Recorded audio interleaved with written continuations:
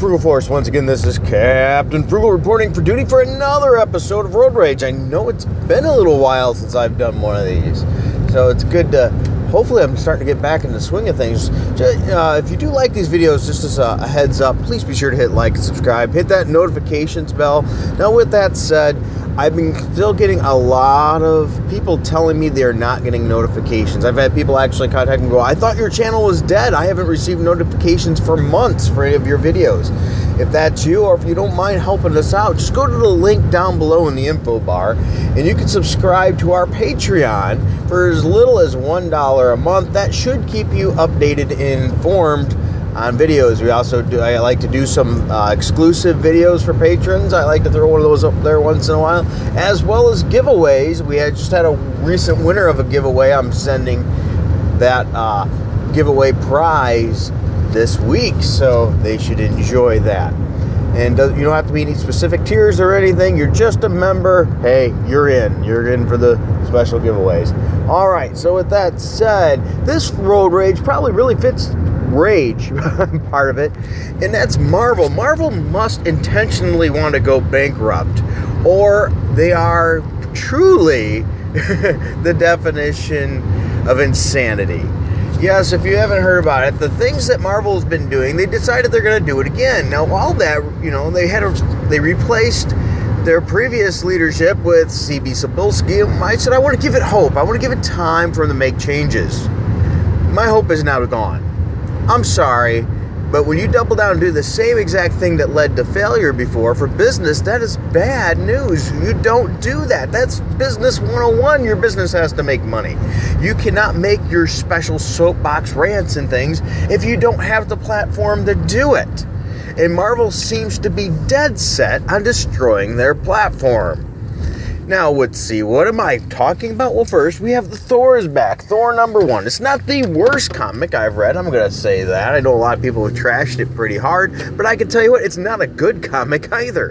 Not in any means. We want Thor back. We don't want another unworthy Thor. We want Thor wielding his hammer, kicking butt, his locks flowing in the air, or with his beard, or whatever he has, just trouncing the villains. You know, we want some good fights, too. And issue #1 could have been great.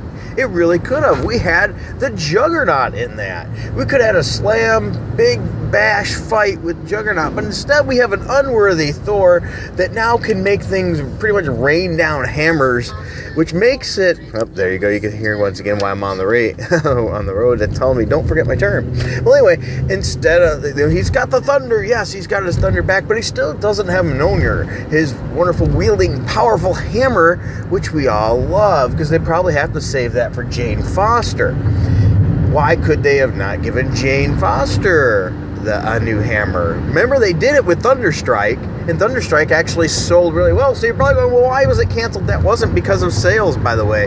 That was because of new leadership. They said, oh, why do we only want one comic book with each character, so Thunderstrike was cut because of that. Thunderstrike was actually selling well. So they could give the hammer back to Thor and give a new hammer, have a new one made in respect from Odin, similar like they did Thunderstrike, to Jane Foster. But no, Thor is still unworthy. So we have another book where Thor isn't worthy. He has different weapons then that are, you know, aren't his classic, so he's not the power level really that he was. Why? Because we have to make it all women now, I guess. Because, you know, remember, comics is a guys club now, evidently. That has to be fixed. Now, granted, it's always skewed towards guys because that's what the market is, and once again, you need your market to survive. The women that did tend to read it because of what they like in the market, the products that are out there.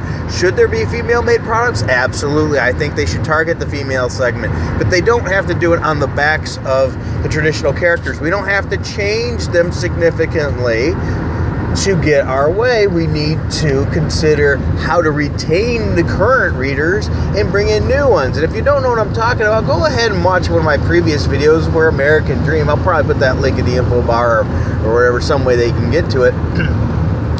She tells a lot of the characters she likes. You know, Batman, Spider-Man, amazing, they're men. She plays around the house saying she's Superman, and she knows of Supergirl. That tells you something right there. The character does not have to look like you or even be the same gender for you to like it. So now let's go on to the next part of my rant. Iceman and the Wasp. Now I can sort of see why bringing the Wasp back with the movie Ant-Man and the Wasp might be a good idea. But once again, this isn't the same Wasp. This isn't Janet Van Dyne. It's a completely different person. So even if that gave somebody the glimmer of a thought after watching that movie, hey, let's go to a comic shop, because, you know, I can't find my comics in normal retail stores and things where it'd be, you know, easy to pick up and to grow my market. No, I have to go to a specialty shop out of my way to do that, and I pick up the Wasp and find out this is nothing like the character in the movie that I just watched. Oh, another disconnect, if you will. But it goes even farther in the insanity pool, because not only the Wasp, they're bringing back the they're bringing back Iceman. Now, I like Iceman, sure, I gave his book a shot, even though it was ridiculous turning him gay in a moment's notice. That made no sense and completely bucked his history. Once again, I'm going to be getting comments, I'm sure, calling me a homophobe because of that, which is not true. I'm just a person that believes that you should, you know, stick with your character's character. Even if there was a long arc or something that changed him over to that, gave him reasons to be, I could understand that. But nope, it was pretty much overnight. Hey, guess what? You're gay. All right, so anyway, that's not even my problem there. We got this book, Iceman, and we got the Wasp, and they're brought back with the same crew that did it last time that failed horrifically in sales. Yes, so your book failed in sales, you cancel it, and a short time later you bring it back with the same exact group of people that failed on it in the first place. What are you thinking? You must want this book to fail again. I mean, how is that going to be good? Yes, it's going to get a #1 little cheap pump in sales like Marvel loves to do. Rehash, redo, number one, because that's the only way we can get sales today.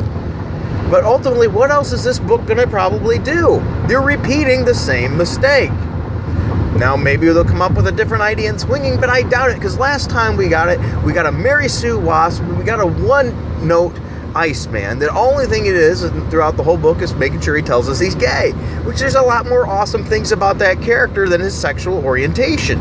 We don't care about his sexual orientation, okay? We want to see the other aspects of him as well. If the character's only on one note, they're usually not a very good character.